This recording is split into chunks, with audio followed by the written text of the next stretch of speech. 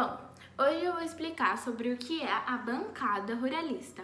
Para eu falar sobre o que é a bancada ruralista, primeiro eu tenho que explicar o que é uma bancada.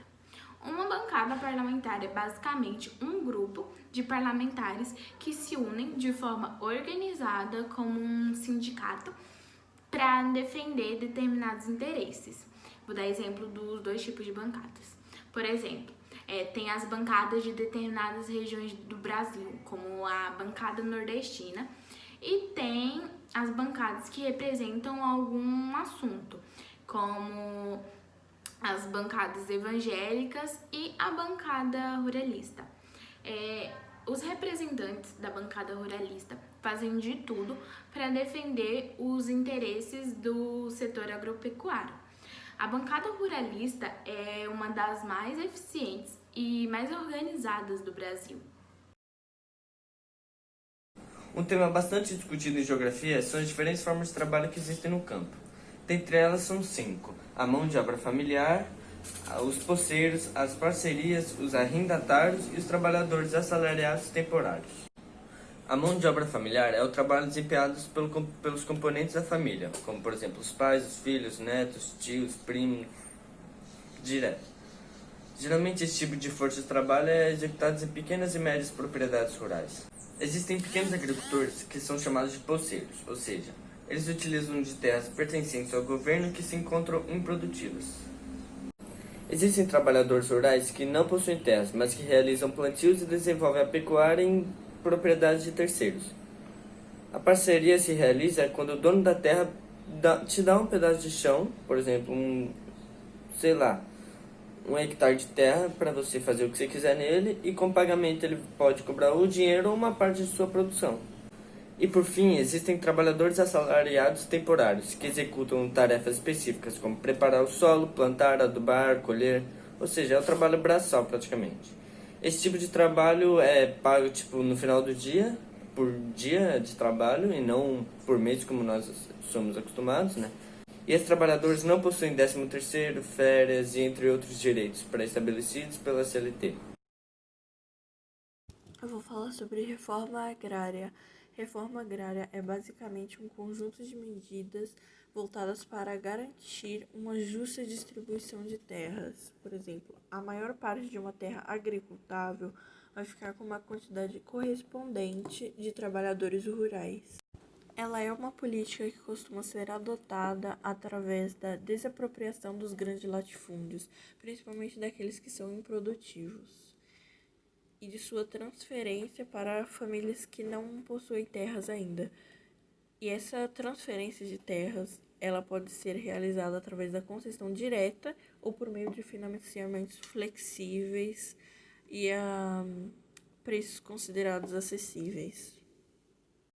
Ao contrário do que muitos pensam, a reforma agrária não é uma política exclusivamente socialista, e sim uma política reformista.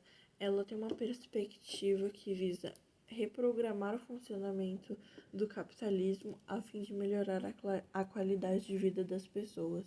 Muitos países capitalistas bem desenvolvidos, como os Estados Unidos, a França e o Japão, fizeram reformas agrárias. Inclusive, no Japão, fazer a reforma agrária foi crucial para aumentar o nível de produtividade agrícola lá, porque lá possui poucos espaços agricultáveis. Aqui no Brasil, apesar do Estatuto da Terra existir desde 1964, a reforma agrária teve pouquíssimos avanços nas últimas décadas. Só começaram a ter pequenos avanços lá pela década de 1990, quando houve um acréscimo no número de desapropriações de latifúndios improdutivos. Só que nessa época de 1990, a distribuição que houve não foi acompanhada de uma política pública de manutenção das famílias que recebiam novas terras. Assim, as famílias que receberam as terras, elas não dispunham de condições financeiras para investir e nem possuíam um sistema de integração logística para escoar suas produções. Outro fator que dificulta a diminuição da concentração fundiária no Brasil é o preço da terra. Isso faz com que as desapropriações mediante a indenizações tornem-se inviáveis, pois o Estado deveria desembolsar muito para adquirir uma pequena quantidade de terras que, sem estrutura, não teria condições de produzir com qualidade. E também tem a pressão política e econômica do agronegócio brasileiro, que se preocupa em direcionar a linha produtiva para o mercado estrangeiro. Atualmente, apenas 20% das propriedades rurais têm mais de 100 hectares. No entanto, essas propriedades ocupam mais de 80% do território nacional. E por outro lado, as pequenas propriedades representam mais de 80% do número de terrenos no Brasil, ocupando somente 20% da área rural total. Mas mesmo assim, a agricultura familiar é responsável por 70% da produção de feijão, 48% da produção de milho e 38% da produção de café. Números bastante significativos mediante a pequena quantidade de terras que esses trabalhadores possuem.